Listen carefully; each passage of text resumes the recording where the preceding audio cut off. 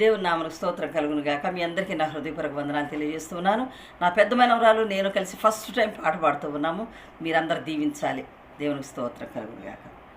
నీవు నా తోడు ఉన్నావయ్యా, నాకు భయమేల నా యేసయ్యా, నీవు నాలోనే ఉన్నావయ్యా, నాకు దిగులేల నా యేసయ్యా, నాకు భయమేలా, నాకు దిగులేలా, నాకు చింతేలా, నాకు భీతేలా, నాకు భయమేలా, నాకు దిగులేలా, నాకు చింతేలా, నాకు భీతేలా, నీవు నాతోనే ఉన్నావయ్యా, నాకు